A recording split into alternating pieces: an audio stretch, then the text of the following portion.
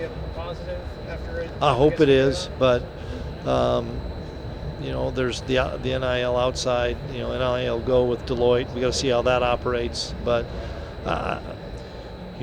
I think the administrators are much more optimistic than the media is, and we're probably somewhere in between as coaches. Administrators, that's all they work on. In media, that's all you hear.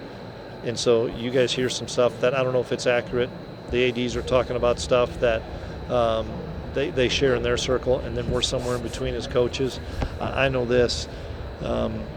Because of the front loading that schools had, you're still having $50 million rosters this year, and $45 million and $55 million. You're still having those rosters. You're telling me all of a sudden those guys are going to go down to 15 next year? No way. There's no way they are. So where's that money going to come from? How is it going to get there? Because you're not taking a $50 million roster and turning it into 15. There's somehow they're going to. Maybe it's. We hope somebody gets caught on it, because it's either going to be bags under the table or something. Because these teams that have been used to playing on that amount of money aren't going to go back down to 16, 17 million. They're just not. That is my opinion on it. We'll find out. Not money-wise, obviously, but one of those teams that's made a splash in the portal and as money as Texas Tech. Yep. I guess what are your thoughts on what Joey's done? Not necessarily the money. I don't want to get into that because it's not Joey's deal. No, I'm just Joey, saying. I'm just talking about their program. Hey, Joey's done. He's a good friend of mine, and Joey's done a phenomenal job at Texas Tech. Done a great job, and brought a ton of life and into that program, and they're a dang good program. I'm glad we get them in Manhattan and don't have to go down to Lubbock so I can get drilled by the tortillas. But we're glad we have that game at home. But tons of respect for Joey. Joey's one of my dear friends, and wish nothing but the best other than 1 week. What has Matt brought to the program for you guys? Phenomenal. Matt has been a game changer for Avery Johnson, been a game changer for our offense, helped me immensely. You have a sitting head coach coming in to help me when I have questions or bounce things off of. You got an offensive coordinator in Matt Wells. That's how he got brought up into this. A quarterback guy, that's how he got brought up into it. And an offensive innovative mind. So I'm excited for Matt because we have more pieces than we had last year. And Connor did a great job, but we had to give the ball to DJ Giddens. He was our best player. We had to give it to him. We have so many more pieces now, so I'm excited for what Matt's going to do. Are him and Avery really close? Really close. Really close. What kind of bonuses can come with that? I think you're in the same room so often with a guy, as well as you're in the room with the guy that's calling the play. So you can say, hey, I really like this. Or Matt may say, tell me why you like it, because I just don't. I don't see it. They can have that conversation firsthand right away. And kind of iron out what their thoughts are, because you want that quarterback to like what you're calling, and you want him to think that, yeah, that's the best one. So the collaborative effort there is really good, and that's something that, Matt does such a great job of communicating with Ave in the room, because I'm in that room a lot, as well as on the practice field, and so I'm excited about year 2 with those two together. How are things with Jacob and Blake right now? Awesome, really good.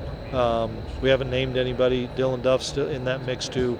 We didn't have enough practices in the spring. It's going to be great competition in fall camp. Chris, there's how established returning starting quarterbacks in this league right now.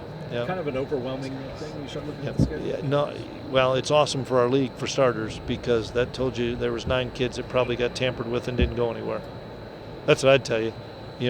All those kids probably had an opportunity to do something else, but they believed in their school, they believed in their teammates, they believed in their coaching staff, and they believed in this league. And that told me a lot, that all these guys stayed. You gotta go over, I guess, the decision that the coaches made about the media poll.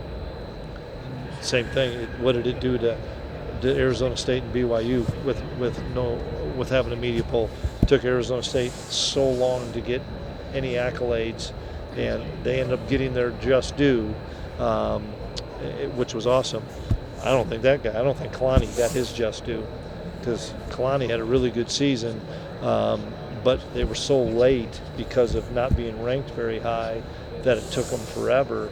and they beat a team that won a league and got in the playoff, and that never even got talked about. So that's one of the reasons we just said, why do we want to put a narrative out there as coaches that hurt our programs and our teams in our league last year? Chris, you're talking about guys that stay, but obviously there's a lot more movement in college football now and a lot more involved.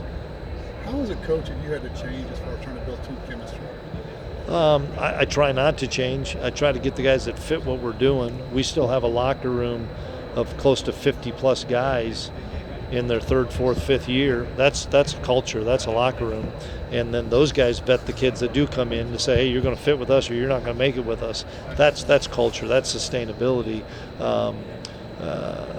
But yeah, you have to adjust a little bit, based on the fact that there is a financial part involved with it.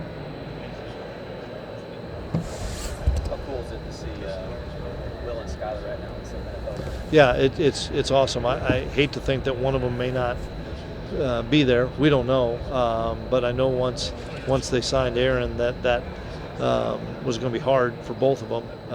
But hopefully they both get a chance to stick, with them or with another club because they're good enough to play at that level. A little bit more specific with Jaden Rowe. He brings a unique size, athleticism to the secondary. How quickly does he need to acclimate, and what's his ceiling for his for the defensive philosophy? Well, it helped us to have Jaden here for the spring because he got a chance to have 8 practices and a ton of meetings and get with our guys. Jaden, guys that are around us, reminds me of Julius Brents. There's not many 225-pound corners in college football, but he's athletic, he's really fast, he's really physical. He just needs repetition, and he's going to get that in fall camp. He'll be a factor for us for sure. Coach, there's a lot of talk about Avery Johnson earlier. What improvements do you look to see from him? Everything. It's not one thing, it's everything. Things pre-snap to post-snap to situational play. You already saw what the kid looks like. He's put on 18 pounds of muscle mass and looks really different than he did last year in Vegas, in my opinion. But that's hard work. He put that himself. Plus, he's a year more mature, 13 games under his belt. I'm excited about watching him perform this year. How's the coaching staff evaluating the offensive line's development in both protection and run blocking, especially for QB? Yeah, we've got one of the best centers in college football in Sam Hecht. We've got Andrew Langang and TP Taylor Portia that are returning. Then we've got 4 transfers that could come in with some young guys. We'll continue to evaluate that as the fall camp goes on. So Brian Davis has been a guy a name that's popped up Yep. a couple times. What's his ceiling looking like? Ryan's going to have a fabulous year for us. He's taken that next step, did it in spring ball. Great pass rusher, continuing to work on his run game stuff, but phenomenal pass rusher, and has a motor that won't quit and is extremely strong, physical, and he's one mean, nasty kid. I love watching him practice because you're gonna have to say whoa a few times because he's gonna crank it up.